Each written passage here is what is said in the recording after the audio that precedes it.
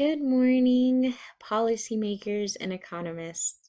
My name is Norma Medina, and I am presenting to you today my analysis on the price of impermanence, specifically to deferred action for childhood arrivals, the economic uncertainty surrounding them, and the cost of inaction. And I present to you the situational analysis.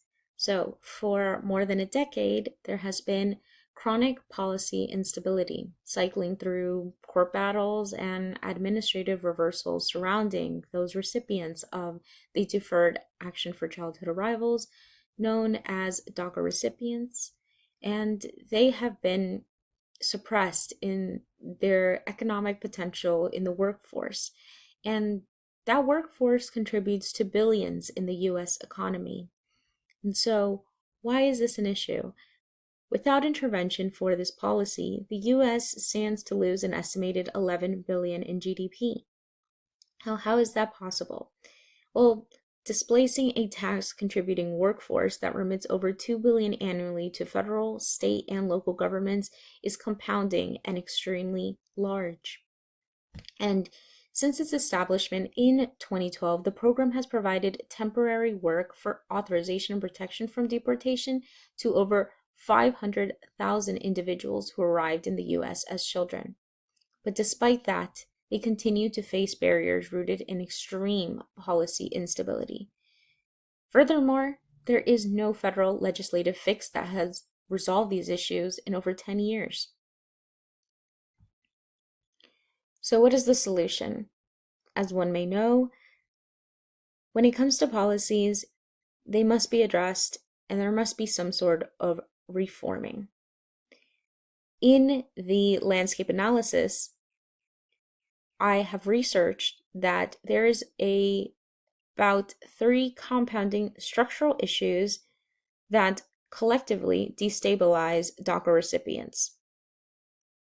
And the first one that I would like to touch on is the short EAD renewal cycles.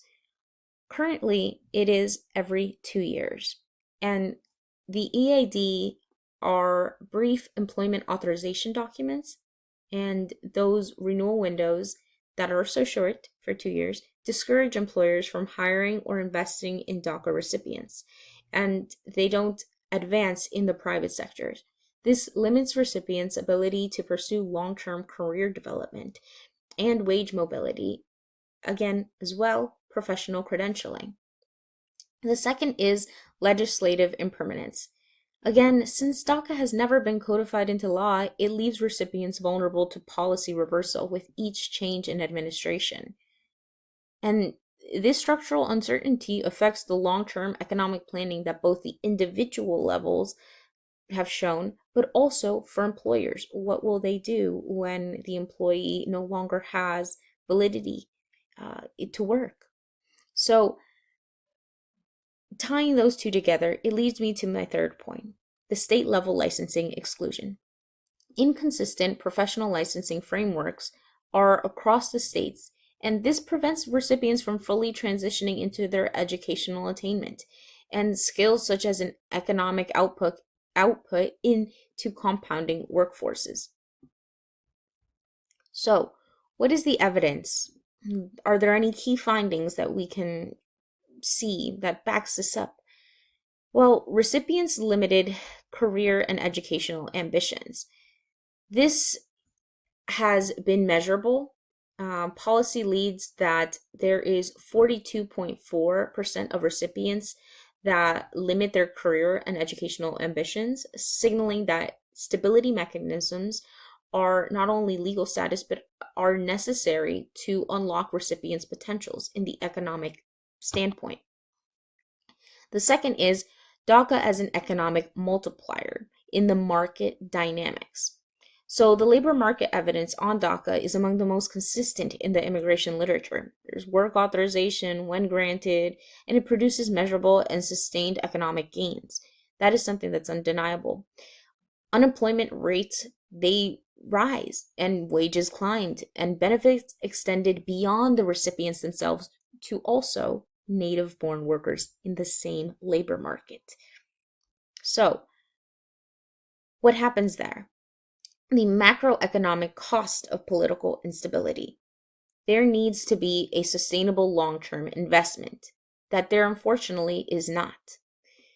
It's an increasingly prominent strand of literature that has been found that reframes legal instability not only as a background condition, but as an active economic variable with measurable consequences of its own. I found two bodies of evidence supporting this reframing. The first is clinical.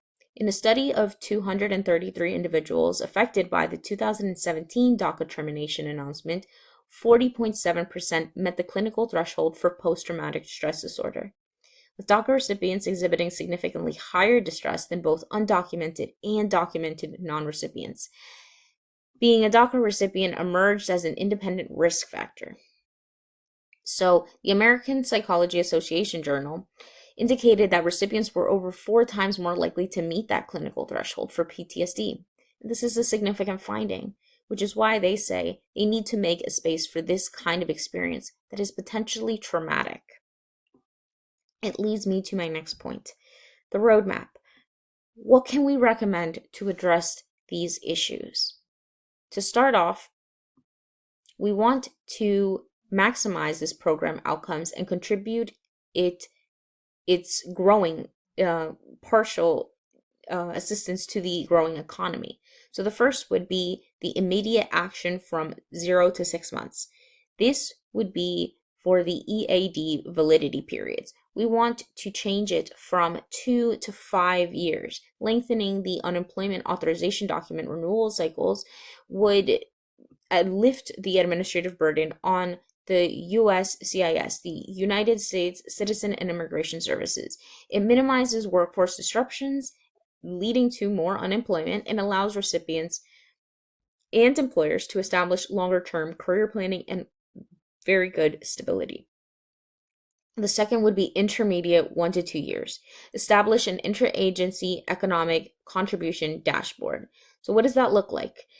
A coordinated data infrastructure specifically developed to collaboratively be used by the USCIS, the IRS, the Internal Revenue Service, and the Department of Labor. This enables there to be real-time tracking of DACA recipients and their tax contributions, as well as, and this is information that we have, employment rates. This is evidence-based that would strengthen policy advocacy, and it allows for more inclination towards legislative action. And again, that is also something that can be used to counter misinformation. Although not the main focus, it all leads towards legislative action, strengthening that platform. The third would be longer term. So 2 to 3 years is the estimated point where we would look at this, but that is the state level professional licensing reform. So there is advocacy for uniform state level licensing standards that recognizes DACA recipients' credentials specifically in high demanding fields such as healthcare, law, and education. And when in need, this suggested is to reduce the unemployment while simultaneously allowing recipients to contribute to their educational skills. So this model legislation exists from states with current implementation, which provides something that is more reputable in terms of framework and what we can potentially establish already. So this calls to action. What are the implications? Why do we need to do this? Because adopting these recommendations would preserve billions in economic output and stabilize a highly skilled workforce. And it proves that strategic administrative policy can bridge the gap until Congress delivers a permanent legislative solution for dreamers.